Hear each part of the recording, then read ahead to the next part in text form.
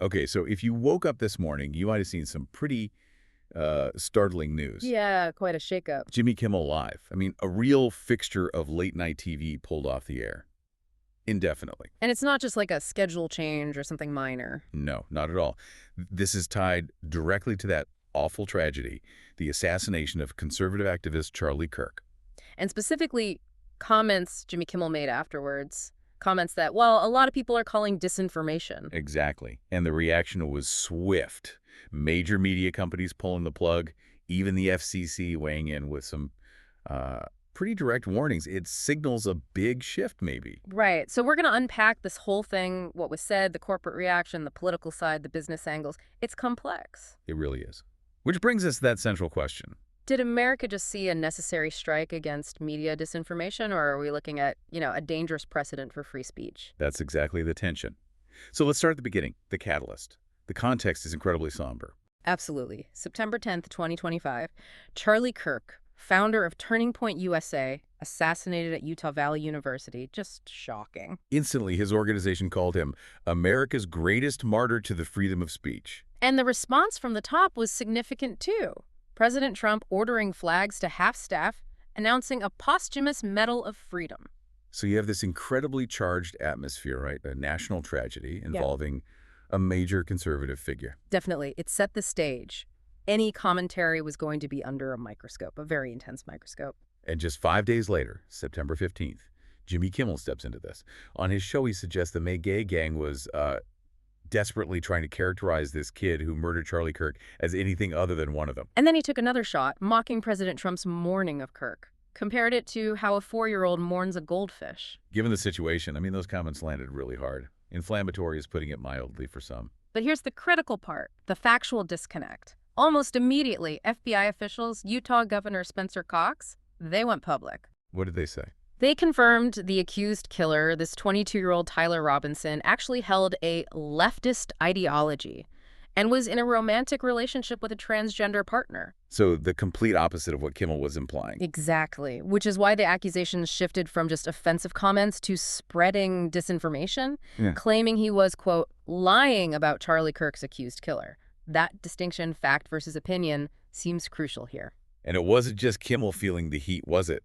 This seemed part of a broader pattern after Kirk's death. No, definitely not isolated. We saw others facing serious consequences pretty quickly. Like who? Well, MSNBC analyst Matthew Dowd was fired. The reason given was unacceptable and insensitive remarks. Oh. Then a Washington Post columnist, Karen Attiah, she was dismissed too. And even a U.S. Secret Service agent lost security clearance over negative social media posts about Kirk. Wow. So across media, government, it shows a real tightening, a lowering of the tolerance threshold, maybe? I think that's fair to say. It suggests a new line was drawn, especially for comments around, sensitive national events and these highly politicized figures.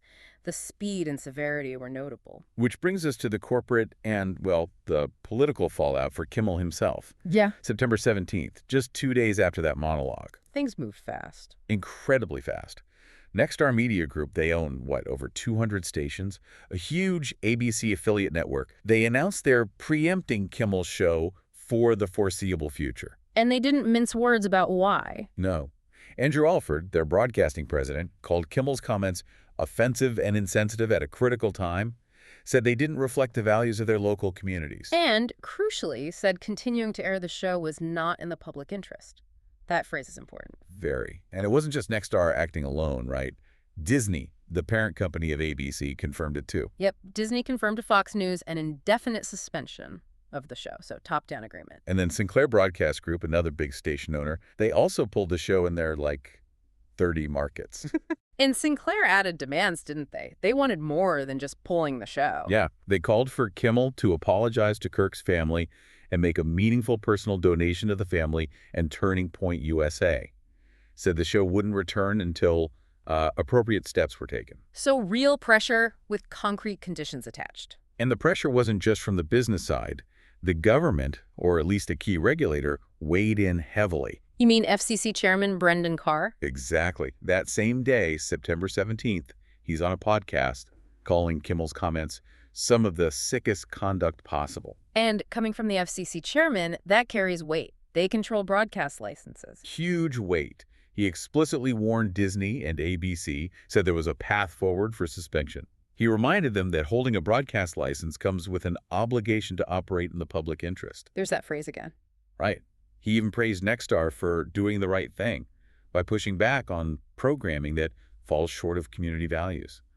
It's pretty direct regulatory signaling. It absolutely is, essentially linking content decisions to the fundamental terms of their broadcast licenses, using that public interest standard as leverage. And this all got a very public stamp of approval from the White House. President Trump, yeah. He posted on Truth Social, celebrating the news, called the show ratings challenged, and canceled. He said it was great news for America, congratulated ABC for having the courage to do what had to be done. And then he went on to attack other late-night hosts, too. Fallon, Myers, called them total losers. So you see this clear alignment: corporate decisions, regulatory warnings, and high-profile political endorsement all pointing in the same direction. A powerful convergence. So let's talk about the business strategy behind some of this. Nexstar's quick decision, how much was that potentially tied to their other big goal? You mean the Tegna merger? Exactly. They're trying to get approval for this massive $6.2 billion deal to buy Tegna, add almost 70 more stations, and that needs FCC approval. Right. So the timing is, let's say, interesting. Many observers are connecting those dots, saying Nexstar might be trying to appear deferential to Trump, perhaps worried about the administration using FCC approval power as leverage. The idea being that corporations might, bend the knee to political pressure when major business deals are on the line. That's the argument being made. It highlights how corporate consolidation goals can intersect, sometimes uncomfortably, with political climates and regulatory processes. A strategic calculation, perhaps? And what about Disney? Is this just about Kimmel, or is there maybe a bigger picture for them financially? Well, it's possible this fits into a broader context for Disney. Think back to comments Senator Ted Cruz made in late 2023. What did he say?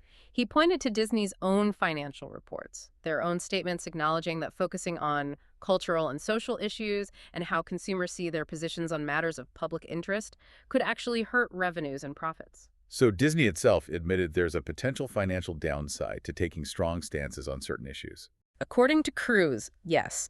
He argued Disney had risked profits for woke politics and paid a price for its woke leftist ideology.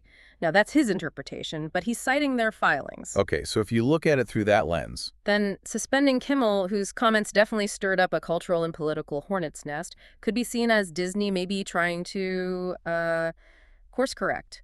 Prioritizing financial stability, maybe avoiding alienating certain audiences or political figures over potentially controversial content. it really paints a picture of this complex feedback loop, doesn't it? You've got the political outrage, the regulatory warnings, the corporate calculations about mergers and profits, all converging very, very quickly. And seeming to reshape the boundaries of what's acceptable, or at least what's broadcastable in real time.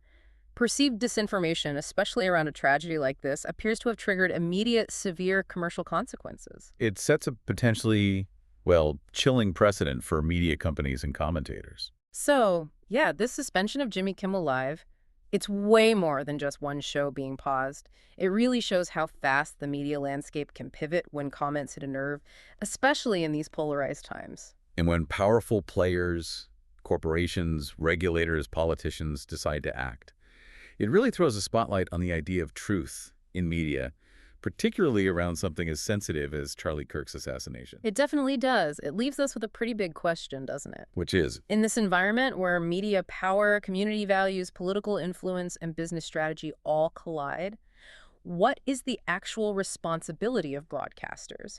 And maybe more pointedly, what price are they, or the talent they employ, willing to pay for what gets said on air? Is this accountability? Or is it the start of something else where political leverage has the final say on who gets a platform? Definitely something to think about.